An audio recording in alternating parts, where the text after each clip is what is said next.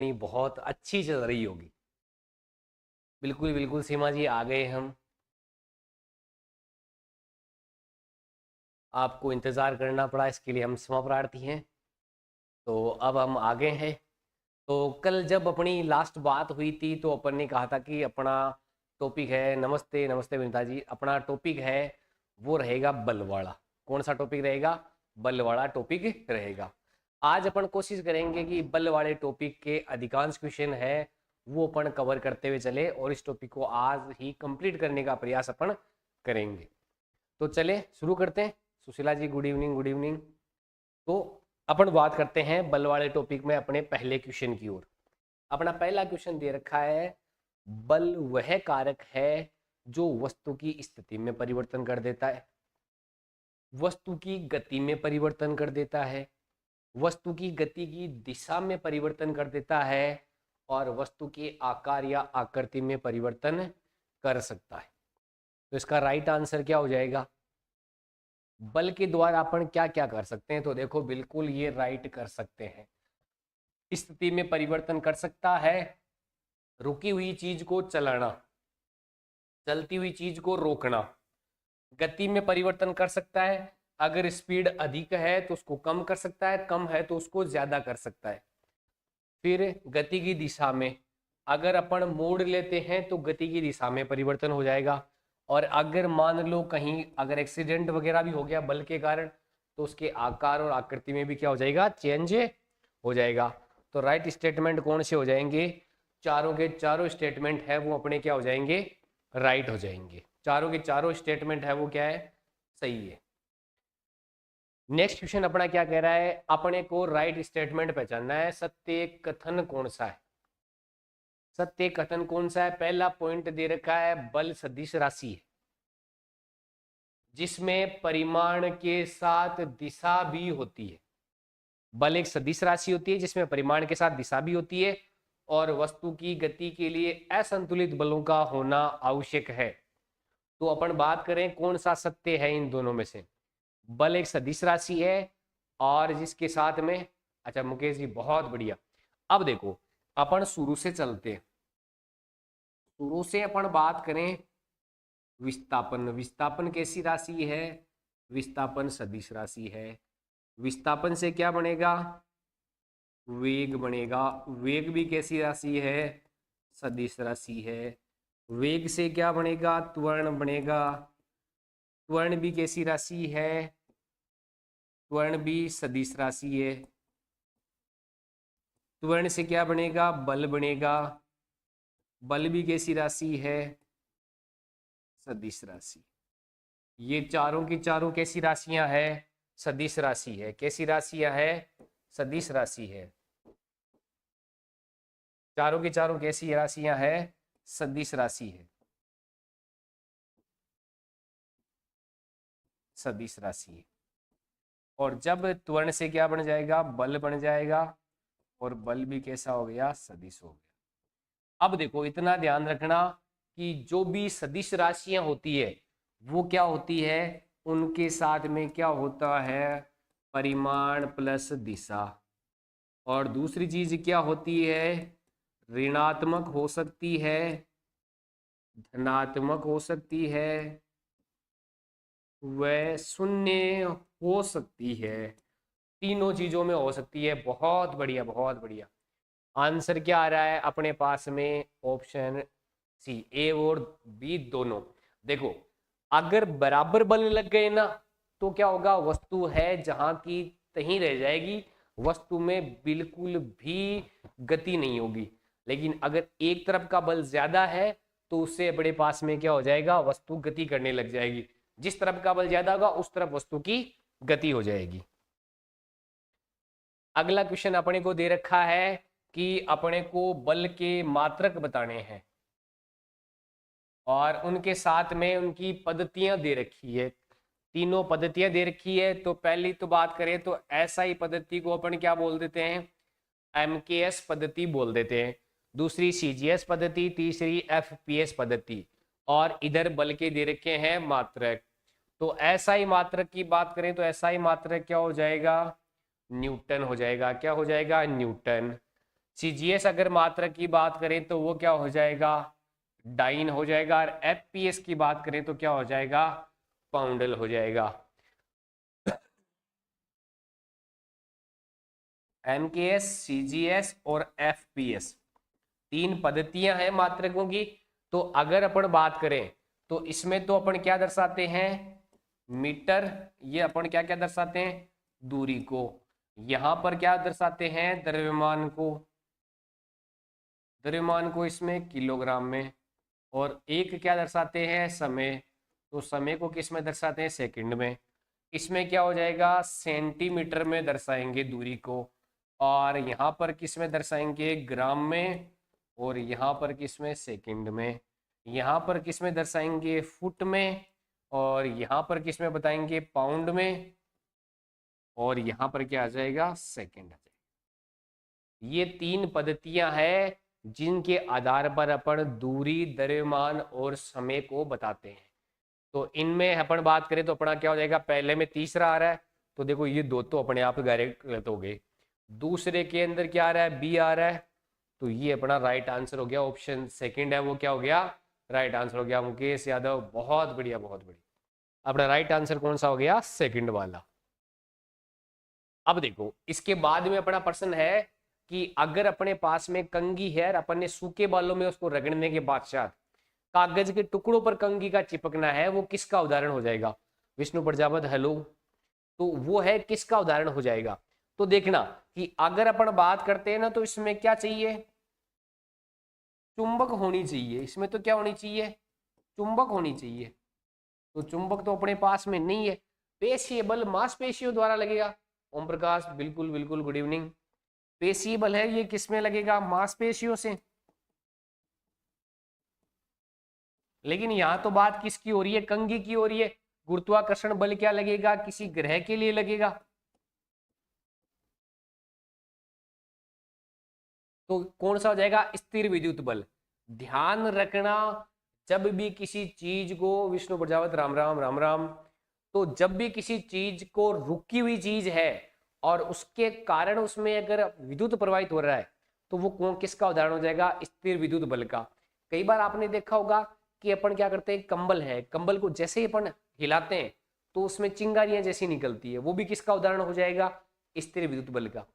एक उदाहरण आपने देखा होगा, अगर प्लास्टिक की चेयर पर आप बैठे हो और पीछे से आप मारते हो किसी कपड़े से, और उसके बाद में आप उस व्यक्ति को जैसे ही हाथ में टच करते हो तो उसमें हल्का सा करंट महसूस होता है। या फिर अगर आप जैसे स्वेटर उतारते हो तो स्वेटर उतारने के समय क्या होगा कि आपकी जो रुमाल है ये क्या हो जाएगी, अपनी खड़ी होना प्रारंभ हो जाएगी। तो अपने पास में कौन सा ऑप्शन हो जाएगा, स्थिर विद्युत बल। अपने पास में कौन सा आ जाएगा, स्थिर विद्युत बल आ जाएगा। बहुत बढ़िया बहुत। नेक्स्ट क्वेश्चन की ओर चलते हैं। संपर्क बल का उदाहरण नहीं है, ध्यान रखना उदाहरण नहीं पूछा गया है। तो पहली बात तो संपर्क बल है क्या, तो इसमें क्या हो जाएगा, तो वस्तु के साथ संपर्क होना अनिवार्य, क्या हो जाएगा, अगर वस्तु के साथ संपर्क हो रहा है तब तो वो संपर्क बल है, अन्यथा कैसा हो जाएगा, असंपर्क बल हो जाएगा। तो देखो पेशीय बल है, घर्षण बल है, स्थिर विद्युत बल है, या सारे के सारे उदाहरण नहीं है।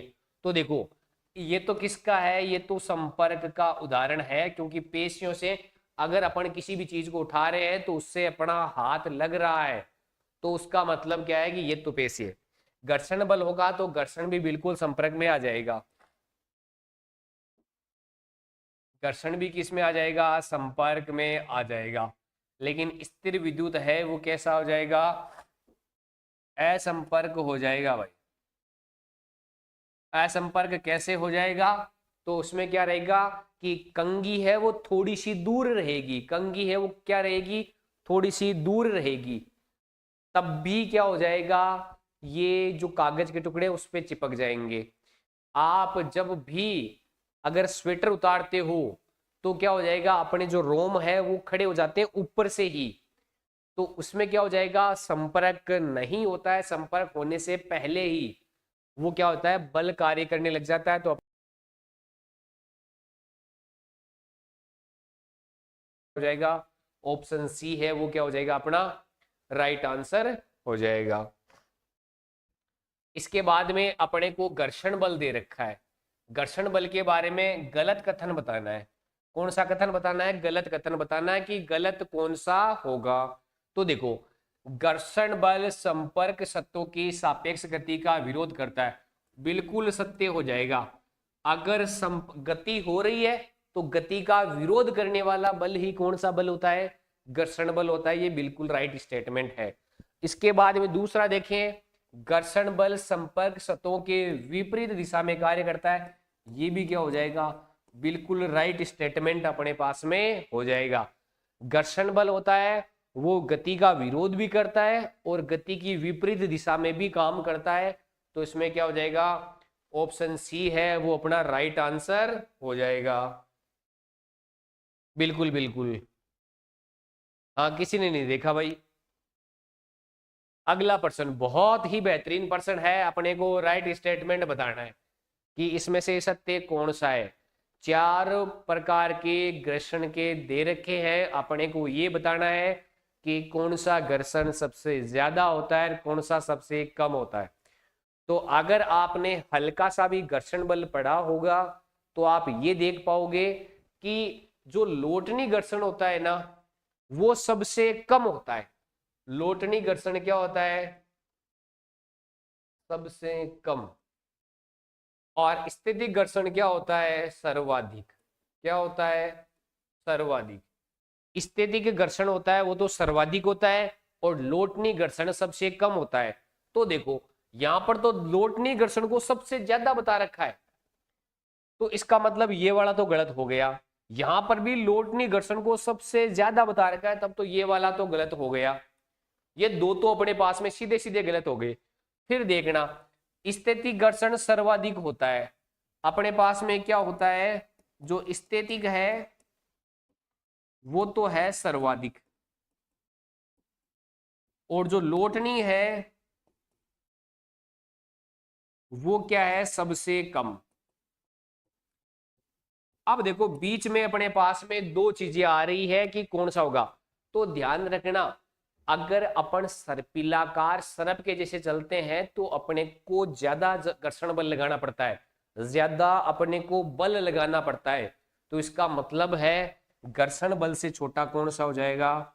सर्पी घर्षण। कौन सा हो जाएगा? सर्पी घर्षण हो जाएगा।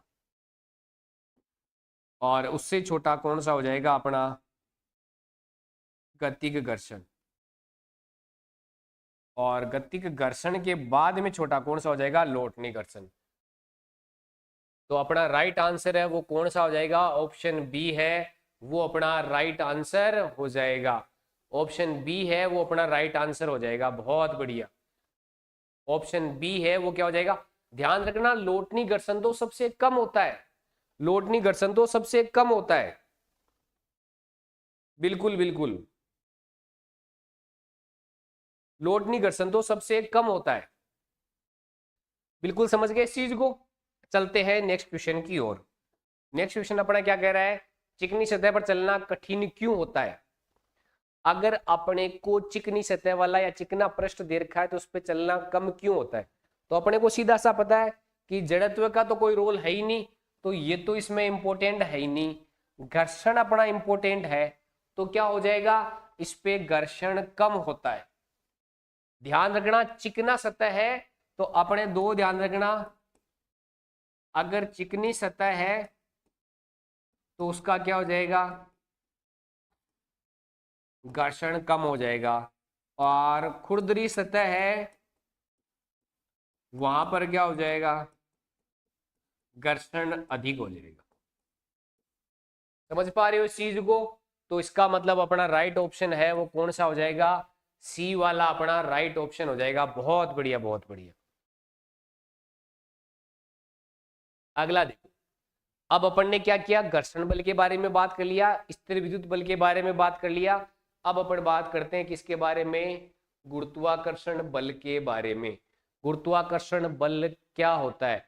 तो अपन ये पढ़ते हैं कि F बराबर जी MM बटे R स्क्वायर, यही होता है। तो इसमें क्या पूछा गया है, दो पिंडों के बीच गुरुत्वाकर्षण बल, उन पिंडों के बीच की दूरी के, तो दूरी पे पूछा गया है।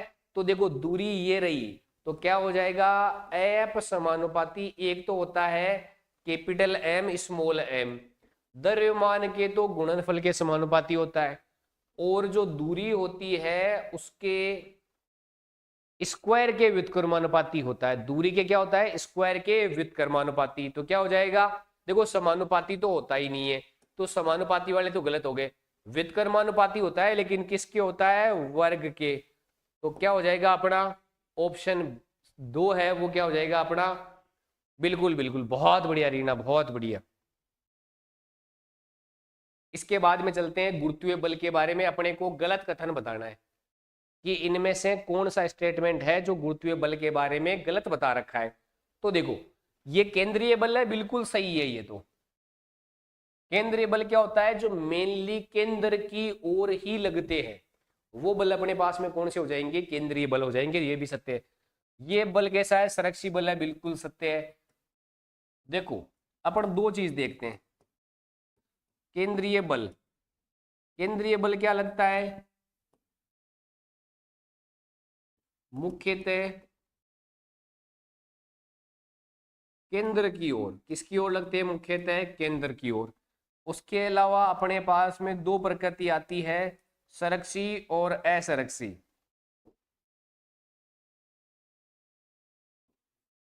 अगर अपन बात करें संरक्षी बलों की, तो संरक्षी बल क्या होते हैं,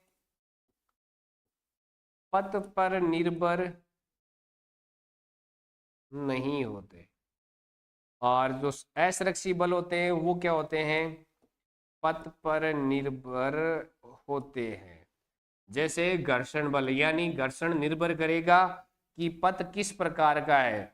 घर्षण बल है वो क्या हो जाएगा अपना, असंरक्षी बल हो जाएगा। और जो अपना गुरुत्वीय बल है वो कैसा हो जाएगा, असंरक्षी बल अपना हो जाएगा। गुरुत्वाकर्षण नियतांक जी का मान 6.67 इंटू 10 की घात -11 न्यूटन मीटर स्क्वायर प्रति किलोग्राम स्क्वायर हो सकता है। तो इसका मतलब ऋतुबाला क्लास अटक रही है, कोई नहीं, एक बार अपने नेटवर्क चेक कर ले। तो अपना ये भी बिल्कुल सही है, ये स्टेटमेंट भी क्या हो जाएगा, सत्य हो जाएगा। इसका मतलब क्या है कि इनमें से गलत कोई सा भी कथन नहीं है, गलत किसी भी प्रकार का कथन अपना नहीं है, सारे के सारे कथन है वो क्या सही है। तो गुरुत्वीय बल होता कैसा है, केंद्रीय बल होता है, केंद्र की ओर लगता है।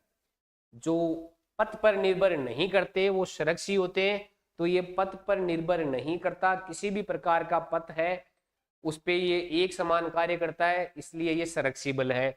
और जी का मान यही होता है। इसका मतलब ये तीनों के तीनों स्टेटमेंट है बिल्कुल सही है, इनमें से गलत है वो कोई सा भी नहीं है। नेक्स्ट प्रश्न क्या कह रहा है, गुरुत्वीय बल के उदाहरण कौन कौन से है। गुरुत्वीय बल के उदाहरण कौन कौन से हैं, तो अपन इसमें देखेंगे कि सूर्य के चारों ओर ग्रहों की गति। तो ध्यान रखना, सूर्य के गुरुत्वाकर्षण बल के कारण ही ये चारों गतियां अपने पास में होती है, बिल्कुल ये तो राइट स्टेटमेंट है। समुद्र में ज्वार भाटा आना, बिल्कुल ये भी क्या है, राइट स्टेटमेंट है। इसके अलावा उदाहरण देखिए तो अपन क्या बोल सकते हैं, अन्य उदाहरणों में क्या बोल सकते हैं अपन, चंद्रमा की पृथ्वी के चारों ओर गति।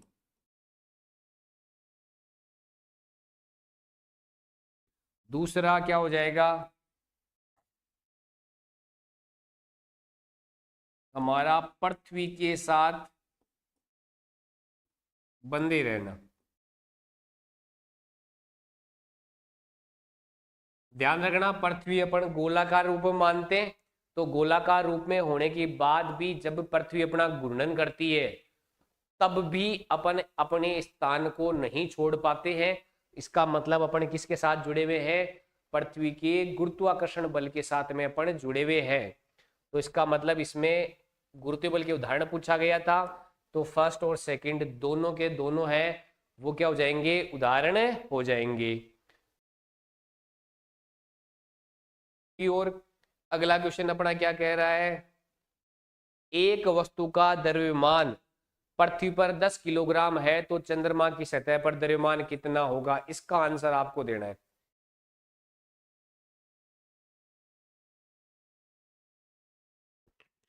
बहुत ही बेहतरीन प्रश्न है, इसका आंसर पहले दो फिर आगे बढ़ेंगे। पहले आप इसका आंसर दो। बिल्कुल बिल्कुल।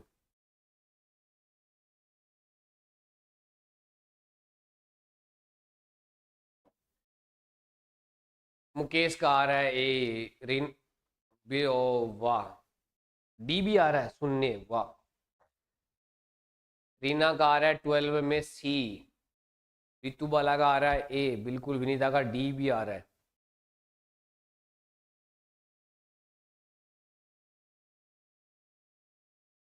देखो अब ये सवाल की बेहतरीनी देखो कि आप इसको किस रूप में ले पा रहे हो। सवाल पे गौर करो, क्या पूछा गया है, द्रव्यमान पूछा गया है। और अपन मान क्या मानते हैं, द्रव्यमान अपरिवर्तित होता है। क्या होता है, द्रव्यमान अपरिवर्तित होता है। द्रव्यमान चाहे आप किसी भी ग्रह उपग्रह कहीं पर भी चले जाओ, द्रव्यमान कैसा रहेगा, अपरिवर्तित रहेगा। चेंज किस में आता है, चंद्रमा पर भार पृथ्वी के भार का 1/6 गुना हो जाता है।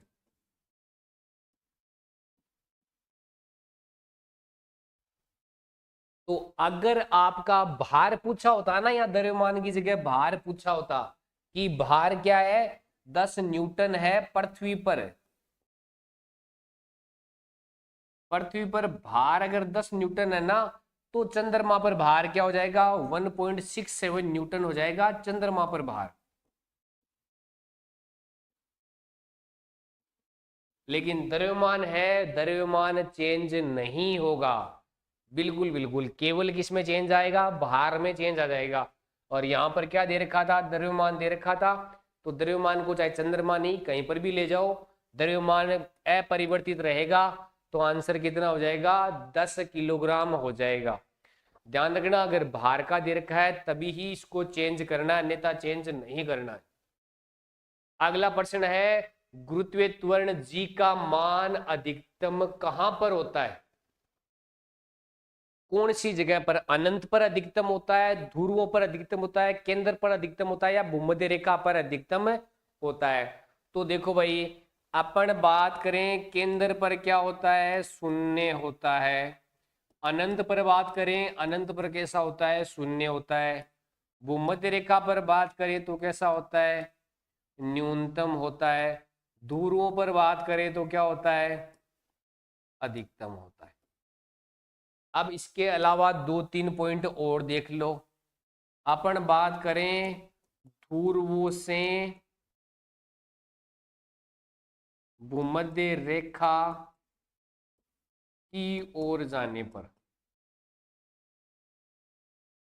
क्या हो जाएगा, जी के मान में कमी। जी के मान में क्या हो जाएगी, कमी हो जाएगी। उल्टा अगर इसका कर दोगे, भूमध्य रेखा से ध्रुवों की ओर जाने पर तो क्या हो जाएगा, जी के मान में वृद्धि।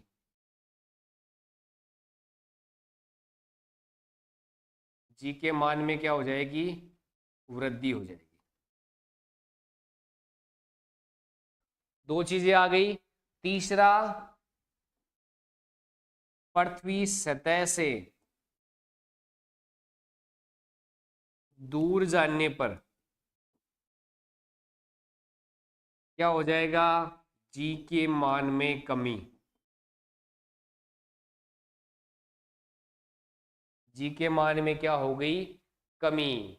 ध्यान रखना, पृथ्वी की सतह पर, पृथ्वी की सतह पर क्या रहेगा, एक समान। पृथ्वी की सतह पर तो कैसा रहेगा, एक समान। पृथ्वी से दूर जाने पर जी का मान क्या हो जाएगा, कमी। दूर जाने का मतलब क्या है, चाहे आप पृथ्वी तल के ऊपर चले जाओ या पृथ्वी तल के नीचे,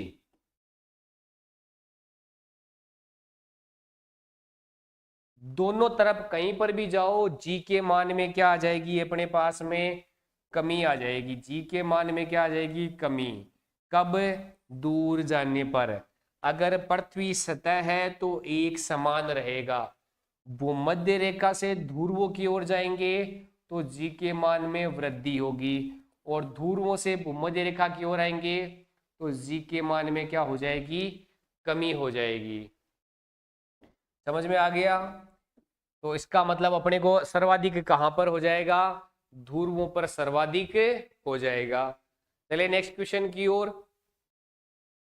अगला क्वेश्चन है, अगर अपनी पृथ्वी अचानक घूर्णन करना बंद कर दे तो क्या हो जाएगा।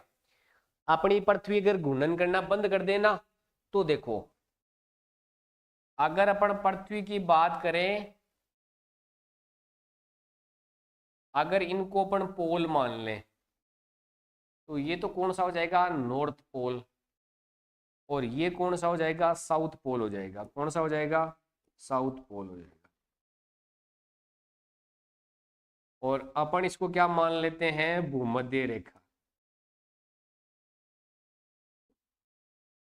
तो देखो अपने को क्या है, अगर पृथ्वी अचानक घूर्णन बंद कर दे, तो देखो घूर्णन बंद कर दे तो ध्यान रखना, इस पे तो ऑलरेडी अधिकतम है,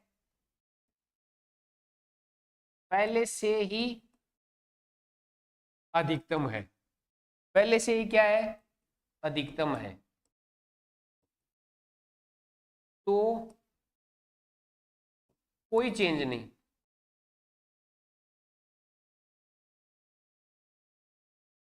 इस पर तो पहले से ही ज्यादा हो रखा है, तब तो कोई चेंज नहीं होगा, क्योंकि इस पे तो जितना होना है उतना अधिकतम है, तो बढ़ेगा तो कुछ भी फर्क नहीं पड़ेगा। भूमध्य रेखा पर क्या हो जाएगा, वृद्धि हो जाएगी। क्या हो जाएगी, वृद्धि अपने पास में हो जाएगी, गुरुत्वाकर्षण का मान बढ़ जाएगा। तो इसका मतलब अपने दोनों स्टेटमेंट है वो क्या हो जाएंगे, राइट हो जाएंगे। ध्यान रखना, जब भी अपन बात करते हैं, देखो घूर्णन बंद कर देगी तो दूरी कम हो जाएगी, और दूरी कम हो जाएगी तो जी का मान क्या हो जाएगा, वृद्धि हो जाएगी। इसमें क्या हो जाएगी, दूरी कम होने के कारण क्या हो जाएगा, अपने गुरुत्वाकर्षण के मान में क्या हो जाएगी, वृद्धि हो जाएगी। बहुत बढ़िया। चलिए नेक्स्ट क्वेश्चन की ओर। अगला क्वेश्चन क्या कह रहा है, वस्तु का भार किस राशि के संदर्भ में परिवर्तनशील है। अपने को वस्तु के भार की बात कर रखी है, तो इन चारों में से किस पर सर्वाधिक डिपेंड करता है भार का मान। भार क्या है भाई, भार अपन देखते हैं W बराबर mg। m तो क्या होता है, द्रव्यमान, और द्रव्यमान तो कैसा होता है, निश्चित होता है। जी क्या होता है, गुरुत्वीय त्वरण, और गुरुत्वीय त्वरण का अपन पिछले अध्याय में पढ़ चुके, मान कितना होता है, 9.8 मीटर प्रति सेकंड स्क्वायर। तो देखो यहां पर पूछा गया कि भार किस पे डिपेंड करता है, किसके कारण परिवर्तनशील होता है, तो किसके कारण हो जाएगा, इस गुरुत्वीय त्वरण के कारण हो जाएगा। किसके कारण हो जाएगा, इस गुरुत्वीय त्वरण पर डिपेंड करेगा। तो अपना जो राइट आंसर है वो कौन सा हो जाएगा, गुरुत्वीय त्वरण। देखो ऊंचाई पर भी जाए चाहे गहराई में भी जाए, वो हमेशा डिपेंड किस पे करेगा, गुरुत्वीय त्वरण के कारण ही कम होगा। अपन ने अभी पढ़ा कि भार में चेंजेस आते हैं, तो वो चेंजेस किसके कारण आएंगे, ऊंचाई और गहराई के कारण नहीं आएंगे, वो ऊंचाई और गहराई में जी का मान चेंज होगा उसके कारण आएंगे। चले नेक्स्ट क्वेश्चन की ओर। अगला क्वेश्चन अपना क्या कहता है, जब लिफ्ट त्वरण के साथ नीचे की ओर आ रही है, ध्यान रखना लिफ्ट है वो त्वरण के साथ नीचे की ओर आ रही है, तो वस्तु के भार पर क्या प्रभाव,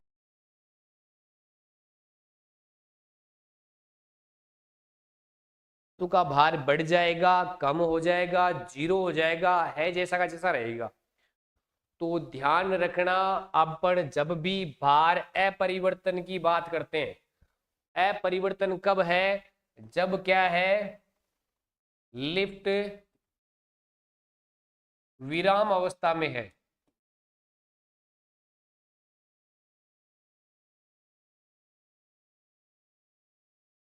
उस समय क्या हो जाएगा, ये हो जाएगा प्रत्यक्ष भार शून्य कब होता है, जब क्या होता है, लिफ्ट की डोरी टूट जाती है। लिफ्ट की डोरी टूट जाती है तब क्या होता है, भारहीनता। तब क्या होता है, भारहीनता हो जाती है। और वास्तविक भार से कम कब होगा, जब लिफ्ट नियत त्वरण से ऊपर की ओर जा रही है।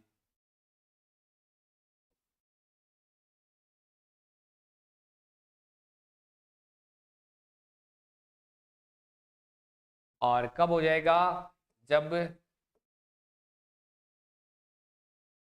लिफ्ट नियत त्वरण से नीचे की ओर जा रही है।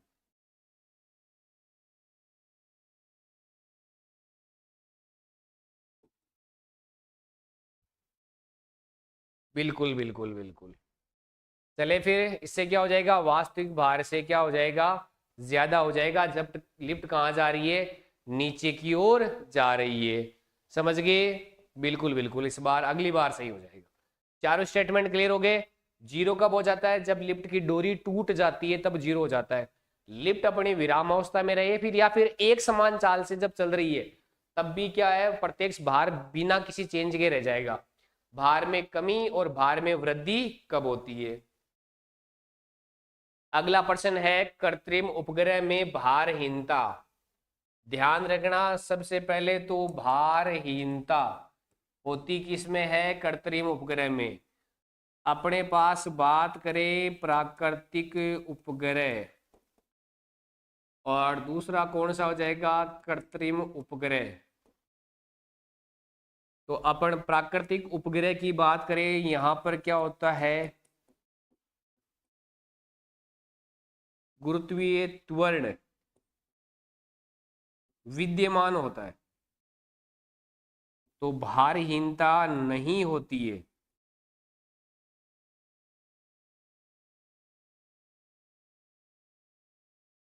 और यहाँ पर क्या होता है, यहाँ पर गुरुत्वीय त्वरण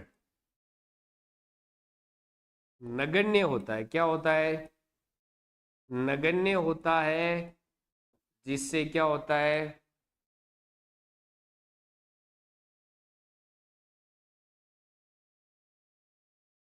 भारहीनता होती है।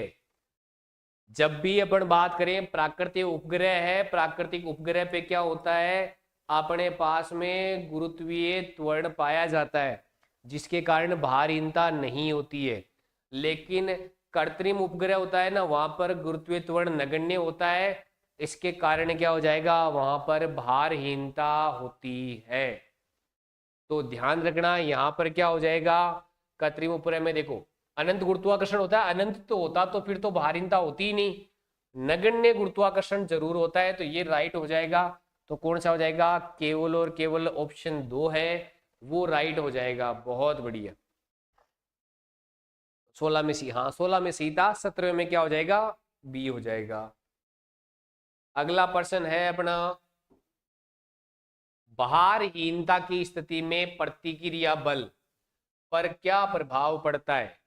भारहीनता की स्थिति पर प्रतिक्रिया बल कैसा हो जाएगा। तो अभी अपन ने देखा कि भारहीनता जब भी आती है प्रतिक्रिया बल क्या हो जाता है, शून्य हो जाता है। किसमें हो जाएगा, भारहीनता की स्थिति में किसी भी प्रकार का कोई भी बल प्रभावी नहीं होता है। तो अपना राइट आंसर है वो कौन सा हो जाएगा, ऑप्शन ए है अपना राइट आंसर हो जाएगा। भारहीनता के अंदर प्रतिक्रिया बल है वो क्या हो जाता है, शून्य हो जाता है। चले नेक्स्ट क्वेश्चन की ओर। अगला क्वेश्चन क्या कहता है, किस बल की उपस्थिति में अभिकेंद्री जो वर्तीय गति है वो संभव नहीं है। तो देखो अपन एक वर्ताकार पथ की अपन बात करें तो इस वर्ताकार पथ में अपन मान लेते हैं ये अपना क्या आ गया, केंद्र आ गया। अब अपन क्या करेंगे, अगर अपन केंद्र से इस ओर गति कर रहे हैं, अपन इस ओर गति कर रहे हैं, ये अपन यहां गति कर रहे हैं और इस तरफ गति कर रहे हैं। जब भी अपनी गति इस रूप में होगी तो एक बल केंद्र की ओर लगेगा। यहां से किसकी ओर लगेगा, केंद्र की ओर एक बल लगेगा। तो उसको कौन सा बल बोलते हैं, अभिकेंद्रीय बल।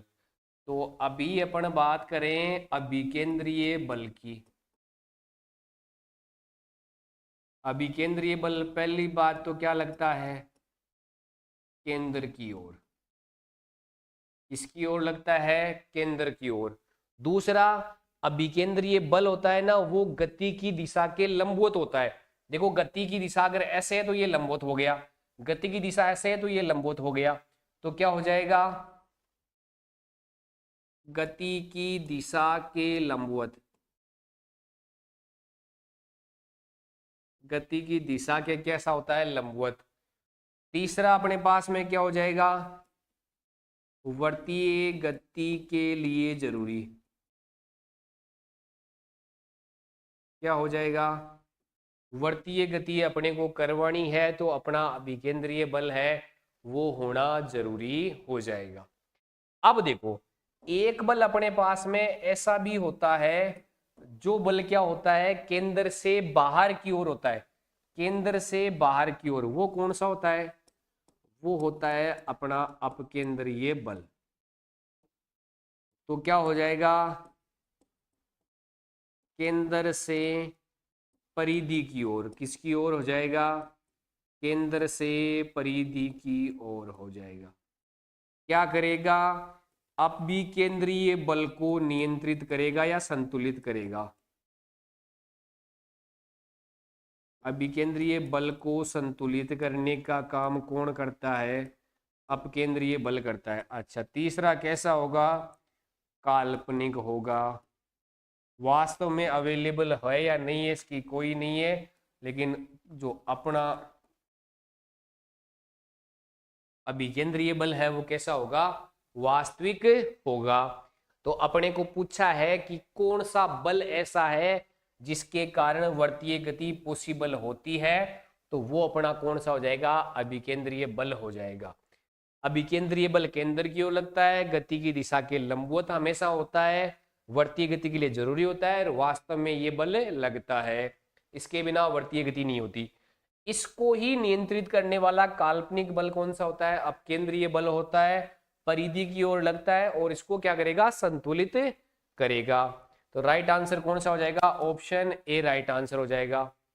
वॉशिंग मशीन में कपड़ों की धुलाई किस सिद्धांत पर कार्य करती है, किस सिद्धांत पर आधारित। तो आपने देखा होगा वॉशिंग मशीन में जो कपड़े धुल रहे हैं वो बाहर की ओर निकलते हैं, केंद्र से परिधि की ओर निकलते हैं।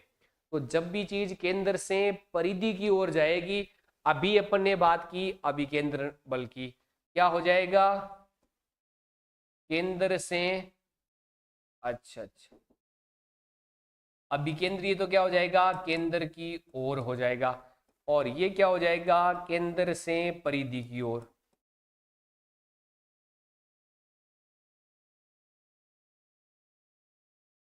तो क्या हो जाएगा, अपकेंद्रण। अच्छा अपन जैसे जब भी अपन बात करें तो होगा क्या, बिल्कुल बिल्कुल 16 क्वेश्चन दोबारा भी करवा देंगे, कोई दिक्कत नहीं। अपन बात करें अपकेंद्र, जैसे अपन क्या करते हैं, छाछ से अपन अगर दही निर्माण अपन कर रहे हैं या फिर मक्खन निर्माण कर रहे हैं तो उसमें भी क्या हो जाएगा अपने कि अपन जब भी बिलोना करेंगे तो क्या हो जाएगा, वो केंद्र से बाहर की ओर निकलेगा। किससे निकलेगा, केंद्र से बाहर की ओर।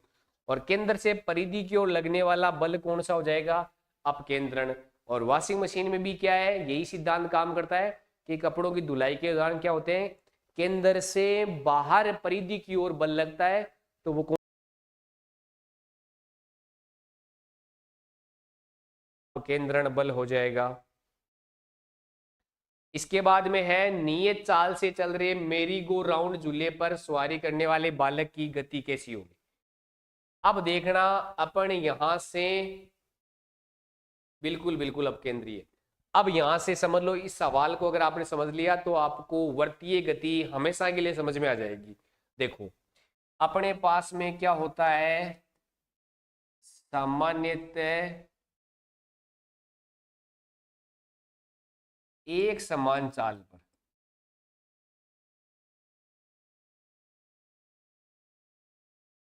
क्या होता है, अपने पास में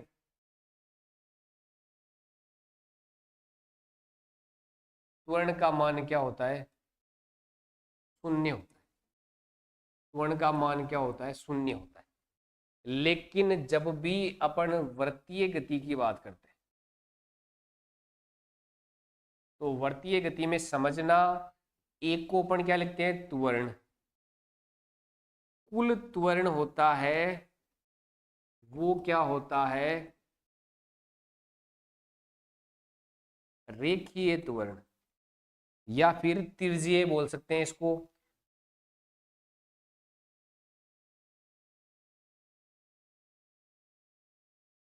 या कौन सा बोलते हैं, स्पर्श रेखीय।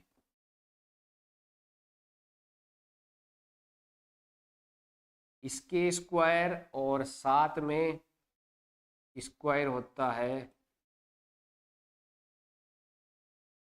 अभिकेंद्रीय त्वरण के, इन दोनों के स्क्वायर के अंडर रूट के बराबर होता है। अब यहां से समझने का प्रयास करना, आप यहां से क्या है इसको देखना, एक समान चाल पर ये वाला तो क्या हो जाता है, शून्य हो जाता है। जब भी एक समान चाल होती है तो ये स्पर्श रेखीय या त्रिज्यीय जो त्वरण होता है वो तो शून्य हो जाता है, लेकिन एक समान चाल पर ये शून्य नहीं होता। एक समान चाल पर शून्य नहीं होता। तो देखो जो अपना मेरी गो राउंड है वो क्या कर रहा है, एक समान चाल या नियत चाल से चल रहा है, तो अपना जो इसका स्पर्श रेखीय त्रिज्यीय त्वरण है ये तो जीरो हो जाएगा, लेकिन अभिकेंद्रीय त्वरण बच जाएगा। और जब अभिकेंद्रीय त्वरण बच गया तो अपनी गति कैसी हो जाएगी, अपनी गति हो जाएगी त्वरित गति हो जाएगी। कैसी हो जाएगी, त्वरित गति हो जाएगी। ध्यान रखना सामान्यतः जो अन्य प्रकार की जितनी भी गतियां होती है उसमें नियत चाल से या एक समान चाल से, एक समान चाल को ही क्या बोलते हैं, नियत चाल बोलते हैं। क्या बोलते हैं, नियत चाल बोलते हैं। तो इस पर त्वरण का मान कितना हो जाता है, शून्य हो जाता है। लेकिन वर्तीय गति में दो प्रकार के त्वरण लगते हैं, ये वाला त्वरण तो जीरो हो जाता है, लेकिन अभिकेंद्रीय त्वरण है वो शेष रह जाता है। और इस अभिकेंद्रीय त्वरण के कारण अपनी वर्तीय गति होती है वो किस प्रकार की गति हो जाती है, त्वरित गति हो जाती है। तो अपना आंसर क्या हो जाएगा, ऑप्शन सी है वो अपना आंसर हो जाएगा। बहुत बढ़िया। चले नेक्स्ट क्वेश्चन की ओर। अगला क्वेश्चन क्या कह रहा है, असंरक्षी बल। अभी भी अपन ने बताया जब असंरक्षी की बात कर रहे हैं तो क्या होगा,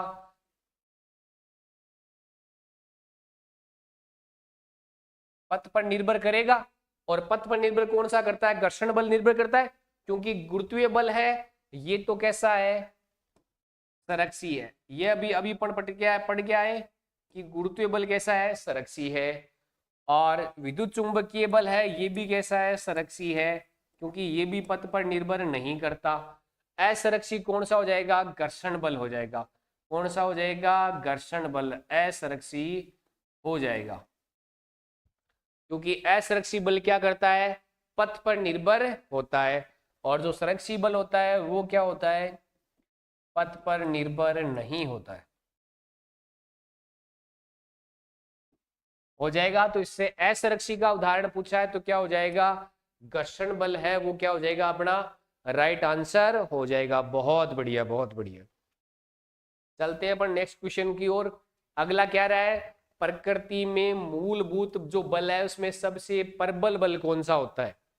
अपने को सबसे प्रबल बलों का क्रम 4 दे रखे, उनमें से सबसे प्रबल कौन सा है वो बताना है। ध्यान रखना ये प्रश्न बहुत सारे बच्चे गलत करते हैं, बार बार गलत करते हैं। गलत किस वजह से करते हैं, या दुर्बल और गुरुत्वीय बल के अंदर कंफ्यूज होने के कारण। अपने को अपन जब भी बात करें तो सबसे प्रबल तो कौन सा हो जाएगा, नाभिकीय बल हो जाएगा। और सबसे दुर्बल कौन सा हो जाएगा, गुरुत्वीय बल हो जाएगा। क्रम भी अपन बात करें, नाभिकीय बल, उसके बाद में क्या आ जाएगा विद्युत चुंबकीय बल, उसके बाद में दुर्बल बल, क्रम भी यही रहेगा। और सबसे लास्ट में गुरुत्वीय बल। अगर यहां पर सबसे दुर्बल पूछ लिया जाता तो कई बार बच्चे क्या कर देते, दुर्बल बल को सबसे दुर्बल बता देते। तो इसका मतलब ध्यान रखना दुर्बल बल होता है वो गुरुत्वीय बल से ज्यादा होता है। इन चारों ऑप्शनों में सबसे दुर्बल कौन सा हो जाएगा, गुरुत्वीय बल। और सबसे प्रबल कौन सा हो जाएगा, नाभिकीय बल हो जाएगा। बिल्कुल बिल्कुल इनोसेंट आपके सही थे, बहुत बहुत बढ़िया। आगे वाले क्वेश्चन का भी आंसर देते रहिए। देखो, ग्रहों की गति के नियमों का प्रतिपादन किसके द्वारा किया गया। तो इस बार इनोसेंट इस बार जवाब दे दो। तो देखो, अपन केवल गति के नियम है, अगर केवल पूछा जाए गति के नियम तब तो किसका नाम आ जाएगा, न्यूटन का। लेकिन अपने को आ गया ग्रहों की गति के नियम, तब अपने पास में क्या आ जाएगा, अपने पास में आ जाएगा केपलर साहब। क्या आ जाएगा, केपलर आ जाएगा। ध्यान रखना केवल गति के नियम पूछा जाए तब तो आ जाएगा न्यूटन। लेकिन ग्रहों की गति के, देखो यहां पर ग्रहों की गति पूछी गई है और ग्रहों की गति से संबंधित नियम किसके द्वारा दिए गए थे, केपलर के द्वारा दिए गए थे। बहुत बढ़िया, किसके द्वारा दिए गए, केपलर के द्वारा। नेक्स्ट क्वेश्चन है, देखो केपलर के द्वारा 3 नियम दिए गए, तीनों नियमों के बारे में अपने को सवाल पूछना है कि अपने तीनों नियमों के उपनाम क्या क्या होते हैं। तो देखो, प्रथम नियम की अपन बात करें, फर्स्ट नियम में क्या होता है, 2 स्टेटमेंट ध्यान रखना क्या है, ग्रह है सूर्य के चारों ओर, कौन से ओर, चारों ओर, दीर्घवृत्ताकार कक्षा में, कौन सी कक्षा में, दीर्घवृत्ताकार कक्षा में चक्कर लगाते हैं। क्या लगाते हैं भाई, चक्कर लगाते हैं। केवल चक्कर ही लगाना पड़ता है, कुछ मिलता इनको नहीं है। दूसरा ध्यान रखना, इसी का स्टेटमेंट है, सूर्य दीर्घवृत्त की, जो दीर्घवृत्त बनता है दीर्घवृत्त की नाभि पर स्थित होता है। कहां पर स्थित होता है, नाभि पर स्थित होता है। ध्यान रखना, यहां से कई बार बच्चे इसको गलत कर देते हैं, इसको केंद्र पर करके आ जाते हैं, जबकि सूर्य किस पे स्थित होता है, नाभि पे होता है। किस पे होता है, नाभि पे स्थित होता है। अब बता दो, पहले वाला क्या कह रहा है, कक्षा में चक्कर लगा रहा है। पहले वाला कक्षा में चक्कर लगा रहा है तो कौन सा नियम हो जाएगा, कक्षा का नियम हो जाएगा। किस में लगा रहा है, कक्षा में आ रहा है। देखो सेकंड वाला देख लो, सेकंड नियम क्या कहता है, समान समय में, समान समय में समान क्षेत्रफल तय होता है। अगर जब भी ग्रह है सूर्य के चारों ओर चक्कर लगाते हैं तो समान समय में समान क्षेत्रफल तय करते हैं। दूसरा क्या होता है, क्षेत्रीय चाल, वो कैसी रहती है, नियत रहती है। क्या रहती है, क्षेत्रीय चाल नियत रहती है। कैसे रहती है, क्षेत्रीय चाल क्या होती है, dA बटा जो dt होता है, वो क्या होता है J/2m, और ये कितनी आती है नियत, क्या आती है नियत। इसमें सेकंड वाले में क्षेत्रीय चाल क्या रहती है नियत रहती है। यहां समझना कि जो J है वो क्या है कोणीय संवेग। कौन सा संवेग है कोणीय संवेग। और m क्या है तो द्रव्यमान है। m क्या हो जाएगा द्रव्यमान हो जाएगा। अब इसके बाद में थर्ड वाला नियम क्या कहता है। थर्ड वाला नियम अपने को पास में क्या आ जाएगा। थर्ड वाला नियम आता है r² समानुपाती t क्यूब। क्या हो जाएगा r² समानुपाती t क्यूब। सर इतना हार्ड मत पूछो। हार्ड पूछने का ये मतलब नहीं है आपको, उसमें तो सिंपल सा भी पूछ सकता है एग्जामिनर तो। लेकिन अपने ये होना चाहिए कि जब अपन इस चैप्टर के क्वेश्चन कर रहे हैं तो ये चैप्टर पूरा क्लियर हो जाना चाहिए। इस चैप्टर से एक भी सवाल ऐसा नहीं बचना चाहिए जो एग्जामिनर पूछ सके। बिल्कुल बिल्कुल। तो देखो सेकंड वाले नियम में क्या होता है चाल आ रही है, देखो ये रहा क्षेत्रीय चाल, तो क्षेत्रीय चाल का हो जाएगा। थर्ड वाले नियम में देखो टी आवर्तकाल आ रहा है, तो इसका मतलब थर्ड वाला नियम क्या हो जाएगा आवर्तकाल का नियम हो जाएगा। समझ गए सीज को, तीनों नियम आ गए अपने। तीसरे वाले में क्या हो जाएगा जो इनकी जो त्रिज्या होती है घूर्णन त्रिज्या, वो आवर्त उसका स्क्वायर आवर्तकाल की जो आवर्तकाल है उसके क्यूब के बराबर होता है। तो क्या हो जाएगा फर्स्ट में सेकंड हो जाएगा। तो देखो ये दो तो गलत हो गए, फर्स्ट में सेकंड, सेकंड में थर्ड आ रहा है, तो क्या हो जाएगा ऑप्शन सेकंड वाला है वो क्या हो जाएगा अपने राइट आंसर हो जाएगा। बहुत बढ़िया। तीनों नियमों के बाद में अपन चलते हैं नेक्स्ट क्वेश्चन की ओर। केपलर का जो सेकंड नियम है वो किस चीज पर आधारित है। अभी अपन ने देखा रेखीय संवेग पे, तो ध्यान रखना इसको क्लियर कर लेना। यहां पर तो क्या है रेखीय संवेग पर तो क्या था न्यूटन का सेकंड नियम था। रेखीय संवेग पर तो कौन सा है न्यूटन का सेकंड नियम। लेकिन अगर केपलर का सेकंड नियम पूछा जाए तो वो किस पे आधारित है कोणीय संवेग पे। किस पे आधारित है कोणीय संवेग पे। कैसे अभी अपन ने पढ़ा कि क्षेत्रीय जो चाल होती है उसमें परिवर्तन की दर J/2m के बराबर होती है, और ये कितना होता है भाई नियत होता है। क्या होता है नियत। और अपन ने ये भी देखा था कि J है वो क्या है कोणीय संवेग है। जे क्या है कोणीय संवेग है। बिल्कुल बिल्कुल। अगर न्यूटन का सेकंड नियम पूछा जाए तब तो किस पे आ जाएगा रेखीय संवेग संरक्षण पे। लेकिन अगर केपलर का सेकंड नियम आ गया तो केपलर का सेकंड नियम ये हो जाएगा इसकी जो क्षेत्रीय चाल है वो समय के साथ कोणीय संवेग पर निर्भर करती है। बिल्कुल बिल्कुल। चले नेक्स्ट क्वेश्चन की ओर। अगला क्वेश्चन क्या कह रहा है केपलर का जो क्वेश्चन है वो थर्ड क्या हो जाएगा तीसरा जो नियम है वो किस पे है। तो देखो t² के समानुपाती तो होती नहीं है, t³ के समानुपाती होती है। तो r तो क्या होती है r होती है ग्रहों की घूर्णन त्रिज्या। क्या होती है ग्रहों की घूर्णन त्रिज्या। और t क्या होता है आवर्तकाल। t क्या होता है आवर्तकाल। तो क्या हो जाएगा 27 के अंदर कौन सा हो जाएगा ऑप्शन सेकंड वाला है वो राइट आंसर हो जाएगा। चले नेक्स्ट क्वेश्चन की ओर। अगला क्वेश्चन क्या कह रहा है केपलर के अनुसार ग्रह सूर्य के चारों ओर किस कक्षा में चक्कर लगाते हैं।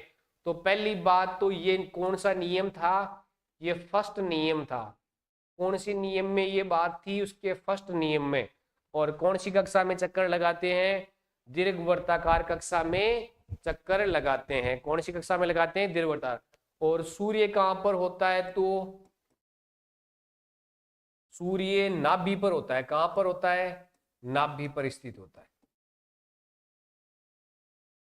तो राइट आंसर कौन सा हो जाएगा ऑप्शन बी है। तो ये कौन सी क्लास है बिल्कुल बिल्कुल ये रीट L1 और L2 वालों के लिए गति के समीकरण नियम वाली क्लास है। तो बल्क वाला चैप्टर अपन जब भी पढ़ते हैं उसमें केपलर के नियम आते हैं उसकी क्लास है। देखो इसके बाद में अपना है कि ग्रहों की गति में क्षेत्रीय चाल नियत रहने का सही संबंध कौन सा है। तो देखो अभी अपन ने पढ़ा था क्षेत्रीय चाल 0 तो नहीं होती, क्षेत्रीय चाल अनंत भी नहीं होती, और ये तो क्या आ गया, उल्टा आ गया। ये संबंध तो कैसा आ गया, उल्टा। वास्तव में संबंध कैसा होता है, क्षेत्रीय चाल होती है वो कोणीय संवेग बटा 2m द्रव्यमान के क्या होती है, इक्वल होती है। समझ गए इस चीज को। यहां पर dA बटा dt ये क्या बताता है, क्षेत्रीय चाल में परिवर्तन, इसको बताता है क्षेत्रीय चाल में परिवर्तन। जे किसको बताता है, कोणीय संवेग, और m क्या है, द्रव्यमान।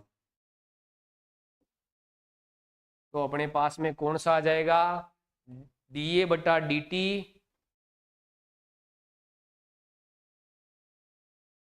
इनियल क्लास की जैसी है। बिल्कुल बिल्कुल, थोड़ा सा ये इसमें सवाल पूछे जाते हैं, बिल्कुल सवाल इस प्रकार के सवाल बनते हैं। तो अपने पास में कौन सा हो जाएगा, ऑप्शन है वो बी क्या हो जाएगा, राइट आंसर हो जाएगा। थर्ड वाला 30वां और आज का लास्ट क्वेश्चन क्या कह रहा है, संरक्षी बलों के संदर्भ में राइट स्टेटमेंट कौन सा है। अब देखो इस एक पूर्ण चक्कर में किया गया कार्य शून्य होता है, इनकी गतिज ऊर्जा परिवर्तित नहीं होती। तो इसमें क्या हो जाएगा, इसमें दोनों स्टेटमेंट हो जाएंगे। ध्यान रखना संरक्षी बलों में किया गया कार्य क्या होता है, शून्य होता है। तो असंरक्षी बल अपन पढ़ेंगे, उसमें क्या हो जाएगा, कार्य शून्य नहीं होता है। समझ गए इस चीज को। यहाँ पर स्टेटमेंट 1 और 2 है, वो दोनों के दोनों स्टेटमेंट क्या हो जाएंगे, सही हो जाएंगे। तो ये थे अपने क्वेश्चन बल वाले चैप्टर को लेकर। अब इस वाले पार्ट में अपन बल वाले की बात करें तो यहाँ पर अपन ने क्या क्या पढ़ा। अपन ने सबसे पहले बात की बल के बारे में, उसके बाद में अपन ने पढ़े बल के प्रकार। बल के प्रकार उदाहरण के समेत पढ़े अपन ने। बल के प्रकार कौन कौन से पढ़े, अपन ने पढ़े स्थिर विद्युत बल, फिर अपन ने पढ़ा घर्षण बल, अपन ने बात की पेशियों के द्वारा लगने वाला पेशीय बल, चुंबक के द्वारा लगने वाला चुंबकीय बल,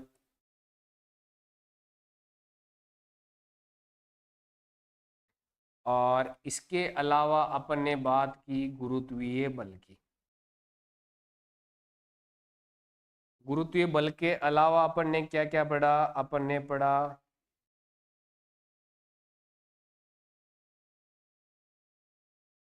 अभिकेंद्रीय बल, और अभिकेंद्रीय बल के बाद में अपन ने क्या पढ़ा,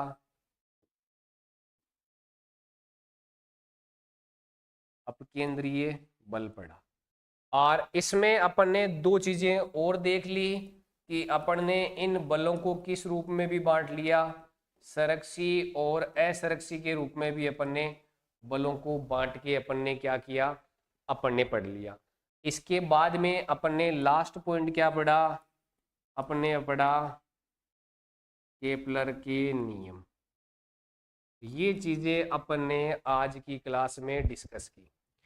अगर आप ये सवाल, अगर इस प्रकार आपने बल वाला टॉपिक पढ़ा और ये सवाल आप चारों ऑप्शन आप कर सकते हो, चारों ऑप्शन आपको आने चाहिए, चारों ऑप्शनों आपको क्लियर हो रहे हैं, तो इसका मतलब आपके इस चैप्टर से एक भी सवाल गलत नहीं होगा। तो ये तो थी आज की क्लास। पहले तो ये बता दो आज की क्लास में जरा मेरे फिजिक्स वाले टीचर के, बिल्कुल भाई मैं भी फिजिक्स का ही टीचर हूँ, बिल्कुल बिल्कुल। तो ये क्लास, पहली बात तो आज की क्लास कैसी थी, और दूसरी बात आज की क्लास में आपके कितने के सवाल सही हुए, बिल्कुल बिल्कुल। अब देखो अपनी जो नेक्स्ट क्लास रहेगी, अपन ने फिजिक्स वाले दो टॉपिक अपने बात करें तो अपने गति वाला टॉपिक पढ़ लिया है, और अपने बल वाला टॉपिक पढ़ लिया है। कंप्लीट कौन कौन से टॉपिक हो चुके हैं? कंप्लीट अपने पास में टॉपिक हो चुके हैं। तो अपन ने पहला टॉपिक तो पढ़ा था अम्ल, क्षार व लवण वाला।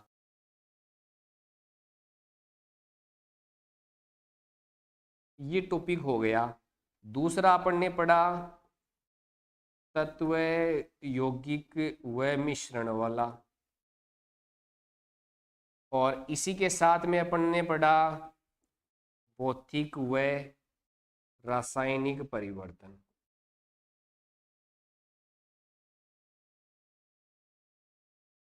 ये टॉपिक अपन ने कवर कर लिए।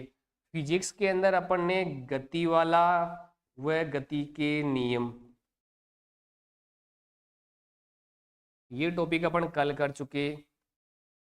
आज अपन ने बल वाला टॉपिक कवर कर लिया। अब अपना जो टॉपिक रहेगा वो टॉपिक अपना रहेगा प्रकाश वाला। प्रकाश वाला टॉपिक है वो अपना रहेगा नेक्स्ट टॉपिक।